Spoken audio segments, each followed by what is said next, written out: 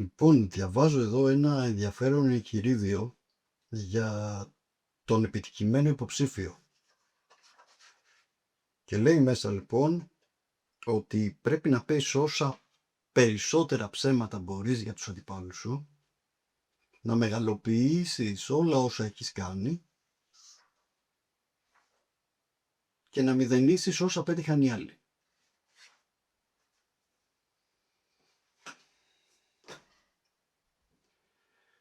Ειλικρινά, πόσο σας έχει κουράσει όλο αυτό? Να ακούτε συνεχώς ότι όλα πάνε καλά, ότι όλα έγιναν σωστά, να βλέπετε κατηγορίες να εκτοξεύονται από εδώ και από εκεί, υπερβολές να παρουσιάζονται ως αλήθειες και την ίδια στιγμή να ζείτε μια πραγματικότητα εντελώς διαφορετική. Κάπως έτσι είναι και εδώ στο μικρό χωριό της Net Company. Ορισμένα βέβαια από αυτά που λέγονται δεν είναι καν σοβαρά, έτσι. Θα έλεγα ότι μερικές φορές προκαλούν και κάποιο γέλιο. Διάβασα για παράδειγμα την τελευταία ανακοίνωση της ταξικής ενότητας, η οποία αναφέρει ότι ήταν η πρώτη δύναμη στο Διοικητικό Συμβούλιο. Γιατί υπήρχε δεύτερη? Αυτό είναι σαν να τρέχεις έναν αγώνα μόνος σου και να πανηγυρίζεις επειδή δεν βγήκες δεύτερος. Ή να θυμηθούμε το πρώτο Διοικητικό Συμβούλιο που κάνανε ως Προεδρείο και παρουσιάσανε την απόφαση την οποία πήρανε ως ομόφωνη. 9 μέλη, μία παράταξη, μία φωνή. Προφανώς δεν θα ήταν ομόφωνη. Υπάρχουν όμως και υπερβολές οι οποίες δεν είναι αστείες. Μάλιστα, οι κατηγορίες και τα ψέματα τα οποία λέγονται πολλές φορές μπορεί να είναι και επικίνδυνα. Ένα από αυτά είναι ότι είμαστε βαλτοί της εργοδοσίας. Οι περισσότεροι οι οποίοι συμμετέχουν σήμερα στο ψηφοδέλτιό μας είναι νέοι συνάδελφοι. Άνθρωποι που δεν είχαν προηγούμενη εμπλοκή με το σωματείο. Είναι άδικο λοιπόν να κατηγορούνται για κάτι για το οποίο δεν υπάρχει το παραμικρό ιστορικό στοιχείο για αυτούς. Προφανώς πηγαίνει για μένα όλο αυτό. Οι άνθρωποι που ήταν εδώ παλιά με γνωρίζουν το χαρακτήρα μου, τη διαδρομή που έχω κάνει και αν έχω σταθεί ή όχι δίπλα στους εργαζόμενους. Αλλά παρόλα αυτά ας εξετάσουμε αυτόν τον ισχυρισμό και για τους νέους συναδέλφους που δεν μας γνωρίζουν. Αν κάποιος πληρώνεται από την εργοδοσία για να είναι πρόεδρος ενός σωματείου και είναι πρόεδρος του σωματείου, τότε γιατί να αποσυρθεί από τη θέση του? Αν έχει καταφέρει να εκλεγεί, αν έχει καταφέρει να ολοκληρώσει μια θητεία και το πιο πιθανό είναι ότι επανεκλέγεται, γιατί να εγκαταλείψει αυτή τη θέση? Κανείς δεν πληρώνεται για να μην κάνει τη δουλειά την οποία του ανατέθηκε. Αλλά ας δούμε και κάτι ακόμα. Αν είσαι όντως άνθρωπος της εργοδοσίας, η εργοδοσία δεν σου ασκεί πειθαρχικές διώξεις. Εμείς όμως έχουμε βρεθεί αντιμέτωποι με πειθαρχικό έλεγχο εξαιτίας μιας μεγάλης έρευνας η οποία πραγματοποιήθηκε ανάμεσα στους εργαζόμενους. Μιας έρευνας στην οποία συμμετείχαν περίπου 900 συνάδελφοι και στην οποία υπήρχαν διαδικτυακές συζητήσεις που έφταναν και τους 600 συναδέλφους σε συμμετοχή. Αυτά τα νούμερα ήταν που ανησύχησαν την εταιρεία, όχι κάποια υποτιθέμενη σχέση μαζί της. Υπάρχει όμως και κάτι βαθύτερο σε αυτή την κατηγορία. Τον πρόεδρο ενός σωματείου δεν τον διορίζει η διοίκηση, τον εκλέγουν οι εργαζόμενοι. Άρα τι ακριβώς υπονοείται? Ότι οι εργαζόμενοι εξαπατήθηκαν 1 φορά, 2 φορές, 3 φορές? Στο τέλος αυτή η κατηγορία δεν προσβάλλει εμάς, αλλά τους ίδιους τους εργαζόμενους που επέλεξαν και εξέλεξαν κάποιους υποψηφίους. Ας δούμε όμως μερικούς ακόμη ισχυρισμούς που λέγονται το τελευταίο διάστημα. Μας λένε ότι το σωματείο κινδύνευε και ότι εκείνοι το έσωσαν. Επειδή όπως είπαμε υπάρχουν νέοι συνάδελφοι που δεν γνωρίζουν την ιστορία του σωματείου, καλό θα είναι να θυμηθούμε ορισμένα γεγονότα και να γνωστοποιηθούν και σε αυτούς. Το σωματείο δημιουργήθηκε πριν περίπου 5 χρόνια. Τότε δεν υπήρχε ταμείο, δεν υπήρχαν πόροι, δεν υπήρχε καμία οικονομική δυνατότητα. Για να γίνουν λοιπόν τα πρώτα βήματα με δικηγόρους, εκλογές κτλ. Έβαλα προσωπικά εγώ χρήματα μέσω ενός δανείου το οποίο πήρα. Και το αναφέρω αυτό όχι για να ζητήσω κάποια εύσημα, αλλά γιατί τα γεγονότα έχουν σημασία όταν μιλάμε για το ποιος έσωσε τι. Ένας ακόμα ισχυρισμός είναι ότι δήθεν επιχειρούμε τη διάσπαση. Το ενδιαφέρον είναι ότι όταν αποχωρήσαμε από την εκλογική διαδικασία πριν 2 χρόνια, κατηγορηθήκαμε για διάσπαση. Τώρα που βάζουμε υποψηφιότητα, πάλι κατηγορούμαστε για διάσπαση. Από ό,τι φαίνεται, οι κατηγορίες και τα συμπεράσματα είναι προκαθορισμένα, δεν χρειάζεται να κάνουμε κάποια ενέργεια εμείς. Και κάπου εδώ επιστρέφουμε στο εγχειρίδιο που λέγαμε πριν. Για να πετύχει μια συνταγή πρέπει να μηδενίζεις, λέει, τις ενέργειες του αντιπάλου σου. Εμείς δυστυχώς δεν μπορούμε να είμαστε έτσι.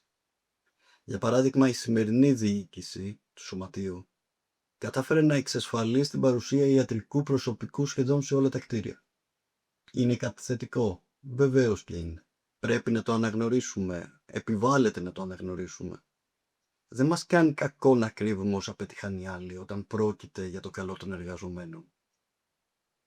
Αυτό όμως δεν σημαίνει ότι θα πρέπει να ξεχάσουμε πως πρόκειται για ένα αίτημα που υπήρχε εδώ και πολλά χρόνια και για το οποίο είχαν εργαστεί διαχρονικά πολλοί συνάδελφοι από διάφορες διοικήσεις και από διάφορα πόστα.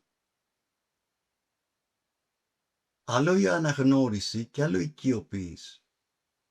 Το ίδιο ισχύει και για τα 120 ευρώ σε κάρτες που δόθηκαν και στους υπόλοιπους εργαζόμενους. Είναι θετικό μέτρο? Ναι.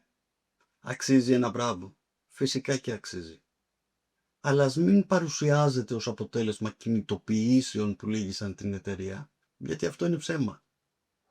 Οι εταιρείες λειτουργούν με αριθμούς. Υπολογίζουν κόστος και όφελος. Και στη συγκεκριμένη περίπτωση το πιθανότερο είναι ότι η εταιρεία έκρινε πως το οικονομικό κόστος ήταν μικρότερο από το επικοινωνιακό και διαφημιστικό όφελος το οποίο θα είχαν. Κάτι αντίστοιχο συμβαίνει και με το ζήτημα των καρτών μετακίνησης των μέσων μαζικής μεταφοράς. Ακούσαμε ότι χάρη στις κινητοποιήσεις και τις παρεμβάσεις του σωματείου επεκτάθηκε το μέτρο και στους εργαζόμενους της Πάτρας. Ας βάλουμε όμως τα γεγονότα στη σειρά. Οι εργαζόμενοι είχαν έκπτωση στις κάρτες μετακίνησης εδώ και πάρα πολλά χρόνια. Δεν ήταν κάτι καινούριο. Ήταν αποτέλεσμα της συνεργασίας του σωματείου μας με το Σωματείο Εργαζομένων στα Μέσα Μαζικής Μετακίνησης.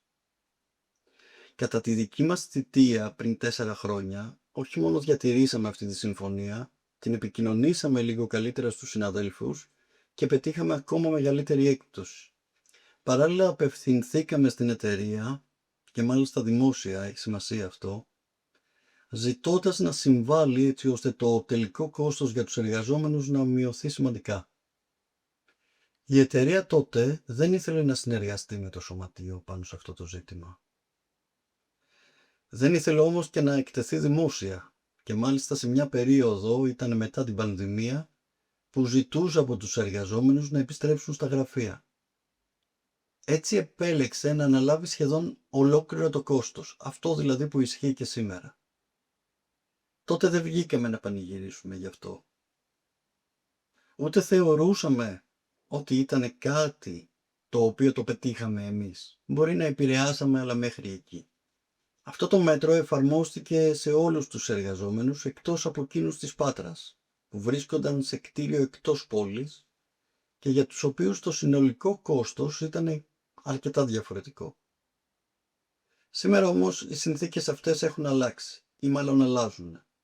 Το κτίριο μεταφέρεται μέσα στην πόλη.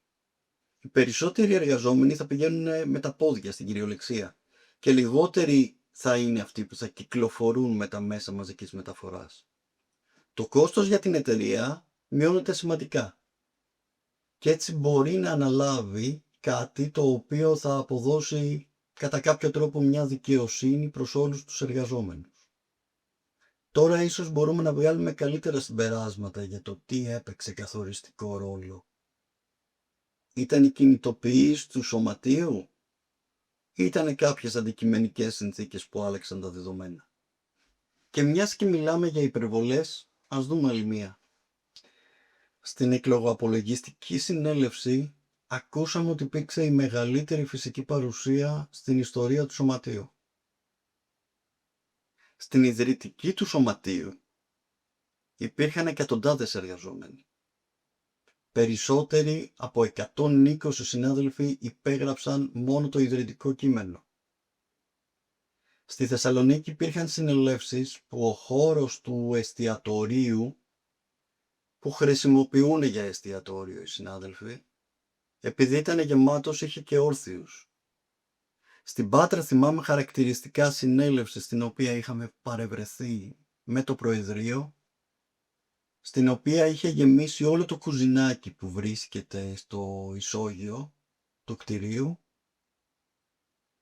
και οι συνάδελφοι βρισκόντουσαν έξω όρθιοι για να μπορέσουν να παρακολουθήσουν στο χώρο που αυτή τη στιγμή είναι το catering. Αυτά είναι τα μεγέθη που υπήρχαν τα προηγούμενα χρόνια.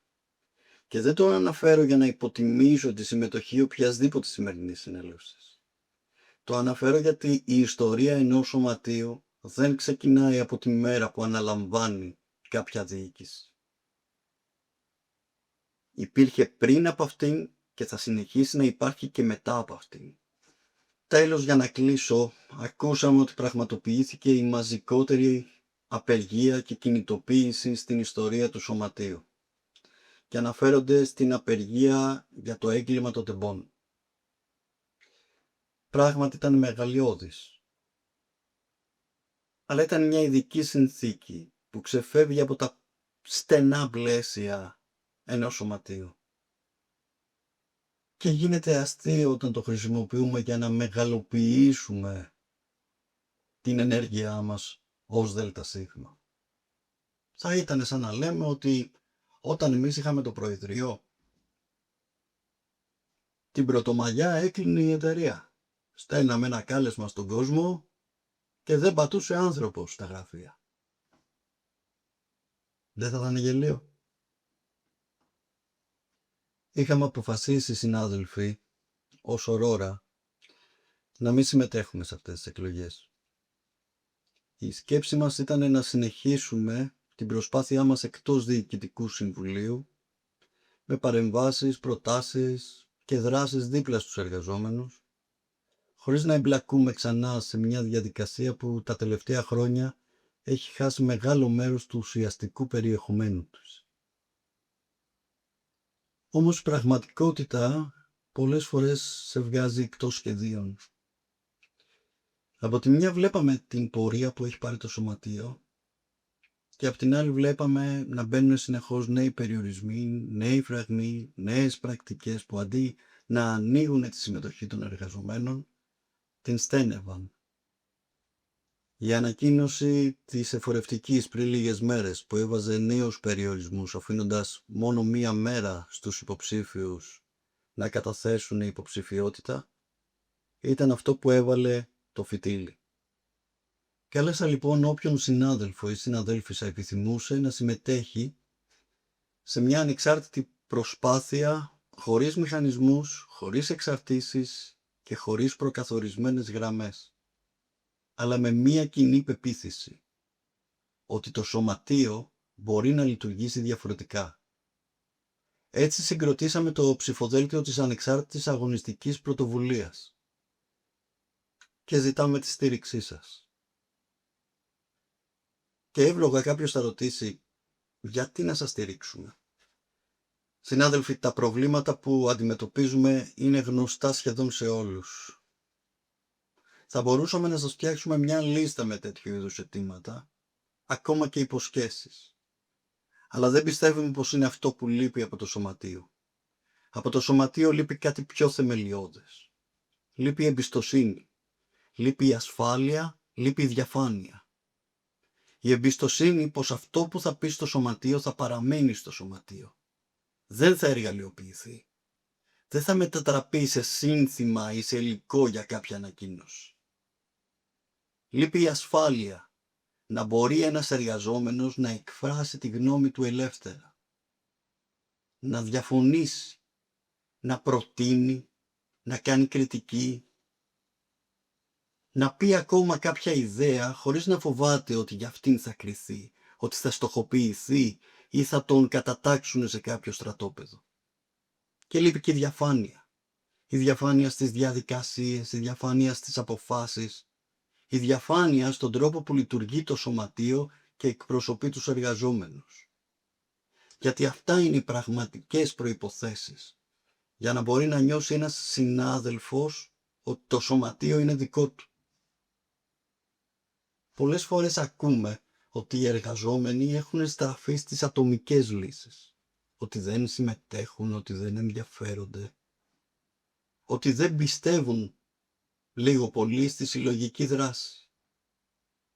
Πάντα μας φταίει κάποιος άλλος, ποτέ εμείς οι ίδιοι που ασχολούμαστε.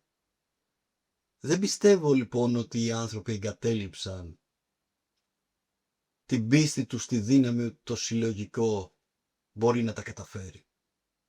Εμπιστοσύνη δεν έχω. Δεν απομακρύνθηκαν από την ιδέα του σωματείου. Απομακρύνθηκαν από τον τρόπο με τον οποίο βλέπουν να λειτουργούν τα σωματεία. Και αν πραγματικά θέλουμε να ξαναφέρουμε τον κόσμο κοντά, δεν αρκεί να μιλάμε για συμμετοχή. Πρέπει πρώτα να δημιουργήσουμε τις συνθήκες που γεννούν τη συμμετοχή. Και τότε οι εργαζόμενοι θα έρθουν μόνοι τους. Θα είναι ήδη εκεί. Γιατί κανείς δεν θέλει να είναι θεατής όταν νιώθει ότι η φωνή του ακούγεται πραγματικά.